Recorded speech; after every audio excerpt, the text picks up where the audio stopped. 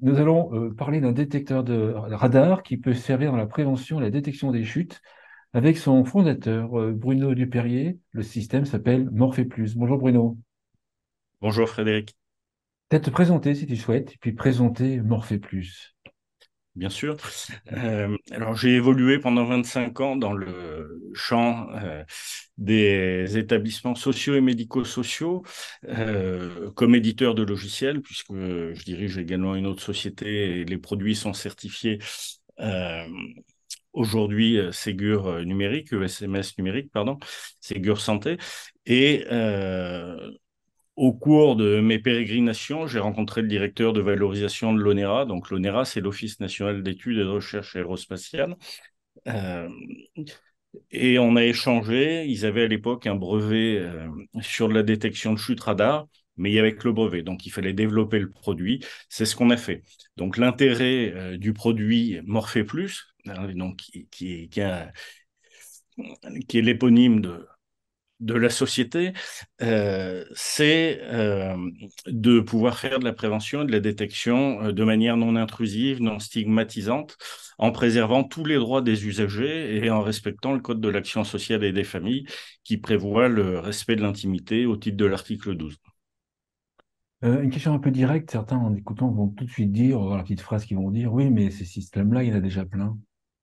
Alors, ben, tous les big players aujourd'hui ne veulent pas voir le marché changer. Ça, c'est la phrase type. Quand on est sur un marché et qu'on a un produit dit vache à lait, je dis ça parce que tu sais ce que ça représente aujourd'hui. C'est-à-dire quand on a un produit qui marche bien et qu'on a des parts de marché, on a toujours un peu de réticence à voir de nouveaux entrants. La réalité, c'est que si les performances étaient au rendez-vous, on n'aurait pas besoin de développer de produits comme Morphe Plus. D'accord. Donc, en fait, détection de la chute plus prévention de la chute. Est-ce que tu peux peut-être expliquer quand on dit radar, déjà pour détecter la chute, quand on dit radar, Oui. c'est quoi un radar pour ceux qui nous suivent et qui s'imaginent qu'un radar c'est autre chose? Alors, un radar, c'est quelque chose qui va mesurer une position et une vitesse. Donc, quand tu prends ta voiture et que tu roules un peu vite, tu te fais flasher. Ah, ça Parce m'arrive que jamais, ça m'arrive jamais, tu ça. es passé d'une case distance à une autre. Et donc, en fait, on va mesurer le temps entre deux cases distance, sachant qu'un radar, la résolution du radar va permettre de dimensionner la case distance, c'est-à-dire qu'un radar 24 GHz a une case distance de 75 cm. Et donc, ça permet de positionner la personne dans la pièce. Quand je dis positionner, il n'y a aucune image, mais ça permet d'avoir la vitesse de déplacement, le temps d'alitement, le temps en mouvement. Euh, et ça permet effectivement, quand c'est analysé instantanément, ben on va avoir des événements et quand c'est analysé dans la durée, on va avoir une courbe de tendance qui va permettre de générer des alertes auprès des soignants dans je cherche le mot en français, pardon, dans un dashboard, aide-moi, dans un tableau de bord, De bord, voilà. une météo risque qui va leur permettre de dire, ben voilà, sur ce résident, il y a un risque avéré parce que la vitesse de déplacement diminue, le temps d'alitement augmente, le temps dans l'unité d'habitation augmente également. Il faut regarder ce résident. Donc, la chute, on imagine effectivement qu'on peut détecter. Par contre, ce qui est intéressant, c'est la prédiction, enfin, mesurer les comportements et des prédictions, par exemple, sur la vitesse de déplacement. Et toi, tu fais un lien, j'ai vu sur ton site, avec, par exemple, la dénutrition. Est-ce que tu peux expliquer le chemin? Alors, aujourd'hui, il y a des études cliniques qui n'existaient pas il y a quelque temps, qui mettent en évidence que la vitesse de déplacement est un facteur donc, qui est annonciateur de la dénutrition. Donc, tout seul, la vitesse de déplacement, ça suffit pas, mais en EHPAD, ils ont d'autres constantes. Ils ont un IMC, ils ont un test gériatrique spécifique pour la dénutrition. Et donc, ça permet simplement d'alerter le soignant en lui disant, ben, regardez, là, il se passe quelque chose. Ça serait peut-être bien de regarder si effectivement la personne n'a pas perdu plus de 5% de son poids sur une période de 3 mois. D'accord, d'accord. Oui, oui, On ne oui, se substitue pas aux soignants. oui, puis j'imagine que ça permet de mesurer des changements qui sont progressifs. tout à Qui ne fait. sont pas forcément visibles à l'œil nu, entre guillemets. Je ne sais pas si c'est le bon terme. Alors, Pas non, parce qu'on passe pas 24 Ah heures, oui. enfin, aucun établissement n'a les moyens de rémunérer du personnel pour passer 24 heures avec un individu ou une personne. Donc là, l'avantage, c'est qu'on peut monitorer la personne 24/24 sans être intrusif. Il n'y a aucune image et on va pouvoir donner des courbes de tendance. Donc, effectivement, que la situation se dégrade, c'est normal. On est âgé, on a souvent plusieurs pathologies voilà, la question c'est est-ce que c'est un trend quasiment flat ou est-ce que d'un seul coup il y a une rupture? Et là, ça permet de mettre en évidence une difficulté. J'imagine que tu peux mesurer aussi le sommeil. C'est en fait si la personne se lève ou Alors, le temps on passé, peut j'imagine, par exemple. oui, alors on peut effectivement dire la personne est alitée ou la personne se lève. On ne monitore pas aujourd'hui le sommeil, on y viendra sûrement. Simplement pourquoi? Parce que ce qu'on pourrait mettre en évidence, c'est des apnées, puisqu'on va capturer aussi le rythme respiratoire. Euh, Simplement parce qu'il y a différents types d'apnée, il peut y avoir des obstructions. Donc pour l'instant, on a laissé ce sujet de côté, mais on y viendra très certainement. Donc, tu l'as un petit peu dévoilé. Le système est vendu. Enfin, tu as d'abord ciblé les EHPAD. Alors, pour être très précis et de faire le tim tam tom, donc pour les non-initiés de de la cible, en fait, dans les EHPAD, on a des unités de vie protégées où là, les les Résidents. résidents sont désorientés et ne peuvent pas générer d'alerte eux-mêmes. Donc c'est là où on a le plus de valeur ajoutée parce que même si on n'est pas en capacité d'appuyer, et surtout si on n'est pas en capacité d'appuyer sur un bouton, on va pouvoir gérer une alerte automatiquement. Et quel que soit le type de chute, que ça soit une chute lourde ou une chute molle, c'est-à-dire qu'un accéléromètre, le réflexe naturel de chacun, c'est de s'accrocher à la table quand on tombe. Donc si l'accéléromètre se déclenche pas, ben là, c'est dangereux parce qu'on considère que la personne est en sécurité et on vient pas. Alors que si on a le dispositif Morphe Plus, ben, quel que soit le type de chute, que ça soit une chute lourde, une chute molle, on va pouvoir alerter les soignants. D'accord. Le, autre bénéfice, si moi je suis un directeur d'EHPAD, quels sont tu peux me lister les différents bénéfices de Morphe Plus? Absolument, je peux le faire. Euh, on a, pardon, tu m'as fait penser au sketch de Francis Blanche. Mais Je ne savais pas que j'avais l'effet là. Bon, bref, voilà. donc, les bénéfices pour l'établissement, ils sont multiples. La première, c'est pour le résident lui-même, puisqu'il va être mieux protégé, on va pouvoir anticiper certaines situations et faire intervenir des professionnels en amont de la chute. S'il y a chute, on est sûr qu'il y a une chute. Étant donné qu'on fait une fausse mesure sur 1 million de mesures avec le radar, on utilise des modèles statistiques, donc on sait précisément combien on fait de fausses mesures. Les soignants vont pouvoir intervenir parce qu'ils savent qu'il y a une chute. Et également, ça va être moins de charge mentale pour eux, parce que si le dispositif envoyait des alertes qui ne s'avèrent pas justes, eh ben, ils vont laisser des soins de nursing ou autres pour venir voir le résident, et puis au bout de 3 fois, si ça marche pas, ils viennent plus. Donc là, l'idée, c'est de rassurer le résident, d'avoir moins de charge mentale pour les équipes, de les renforcer. On ne se substitue pas au personnel, c'est une aide aujourd'hui pour les soignants.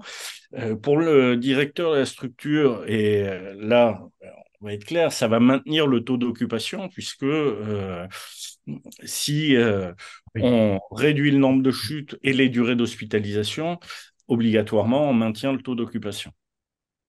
Quand tu parles de moins de charge mentale du personnel, tu peux m'expliquer? Oui, bien sûr. Je te donne un exemple. On n'est pas en EHPAD, on est à domicile. Tu reçois une fausse alerte pour te dire que ton père est tombé. Tu reçois ça 3 fois par jour. Tu lâches tout à chaque fois que tu reçois une alerte pour te dire que ton père est tombé et c'est pas le cas. Donc, au bout d'un moment, tu vas dire c'est plus possible ou tu vas voir l'angoisse ou le stress monter. Donc là, l'idée, c'est de pas générer effectivement ces fausses alertes. Donc, on va limiter le stress des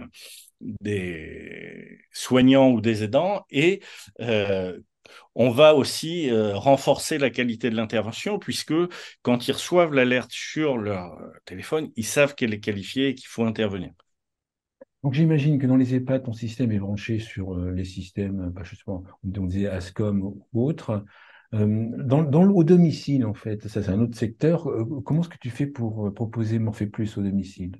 Alors, effectivement, tu as raison, on peut en EHPAD se connecter avec de la SCOM, du TAMAT, enfin, la plupart des systèmes appel malade.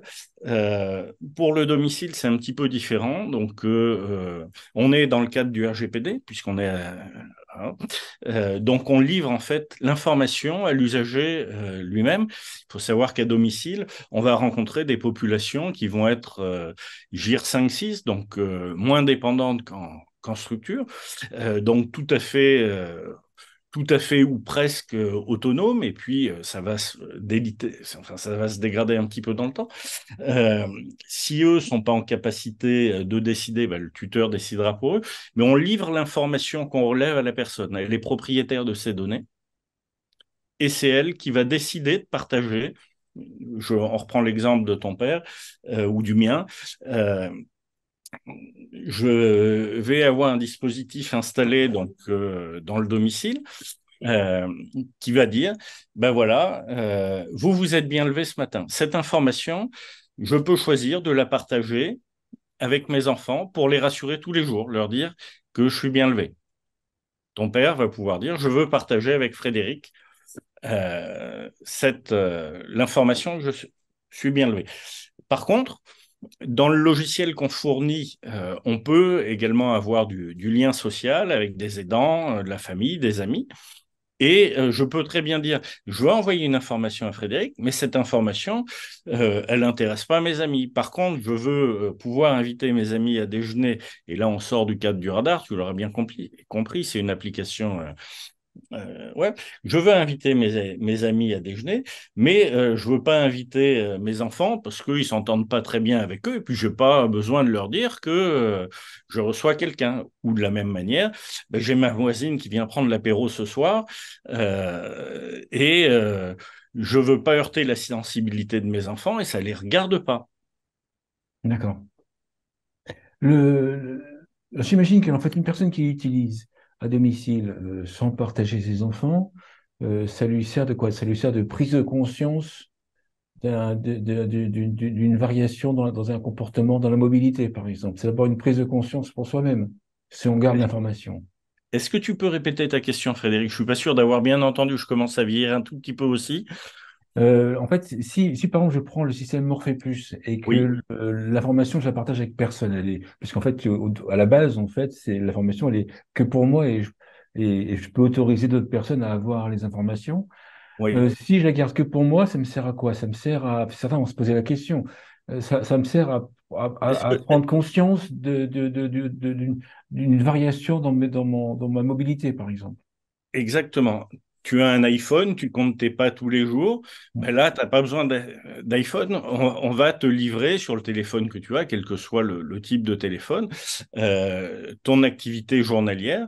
Donc, en disant, ben voilà, vous avez eu tant de temps en mouvement, tant de temps alité. Et la première, c'est aussi un outil de sensibilisation et de prévention. Dire, ben, voilà, je marche moins que l'année dernière. Moi, j'ai pris un petit peu de poids, donc je l'utilise pour moi. Je dis, qu'est-ce qui se passe? Ouais, effectivement, j'ai été plus statique dans mon habitat. Voilà, donc ça c'est la première chose.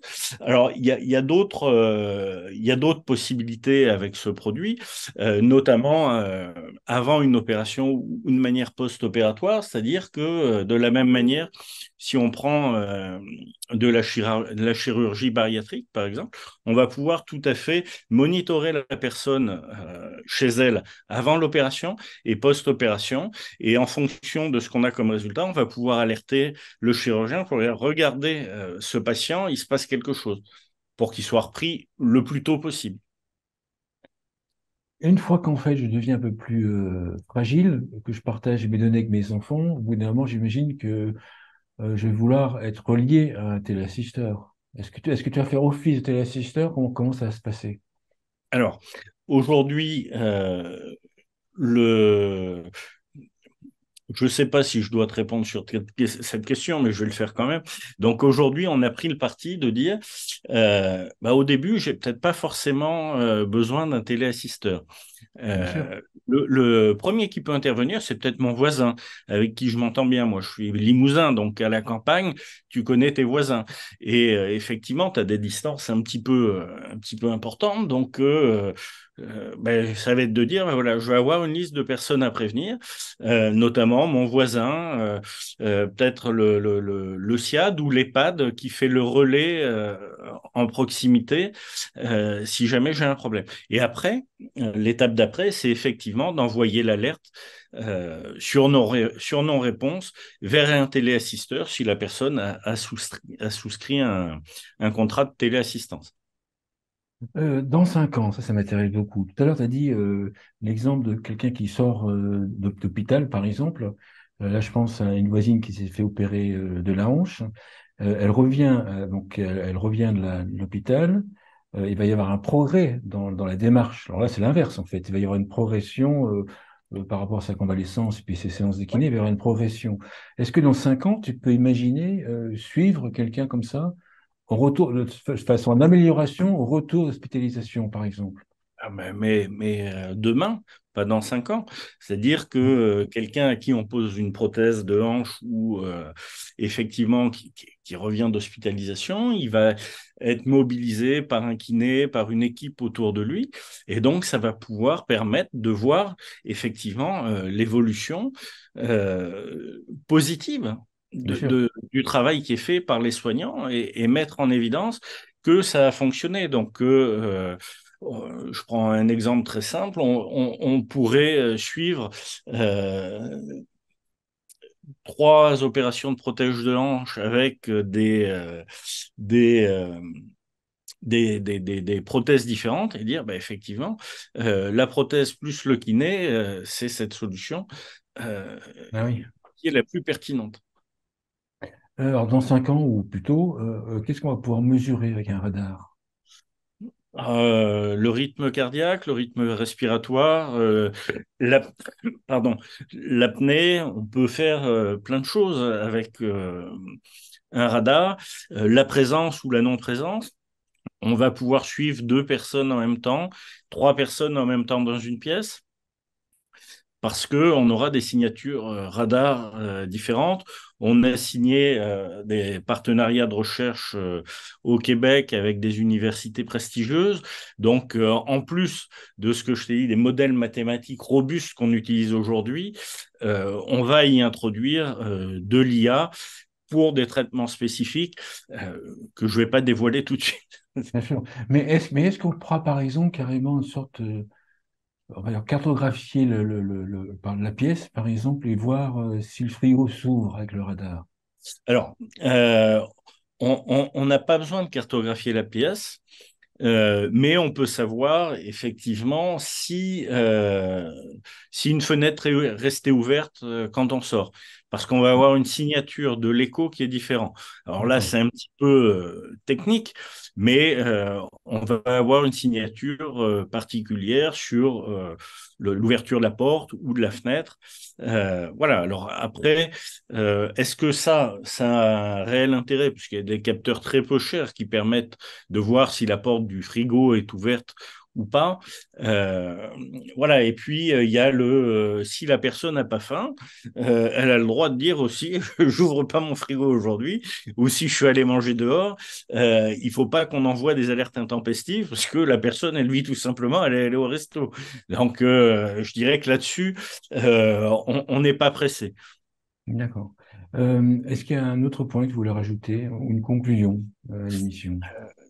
La conclusion, c'est que on a développé ce produit en partie très égoïstement parce que je voulais me voir vieillir dans de bonnes conditions, donc sans caméra, sans capteur porté, et faire en sorte de maintenir le plus longtemps possible ma qualité de vie sans affoler tout le monde, mais en prenant moi conscience effectivement ben, du travail de mobilisation ou de remobilisation que j'aurai à faire pour rester le plus possible en forme et retarder le plus possible mon entrée sur l'EHPAD ou à l'hôpital si j'arrive à vieillir sans passer par la case intermédiaire. Voilà, Super, merci. Merci Bruno Duperrier. J'appelle que tu es fondateur de Morphe Plus. Merci beaucoup. je t'en prie, c'est avec grand plaisir. Merci Frédéric.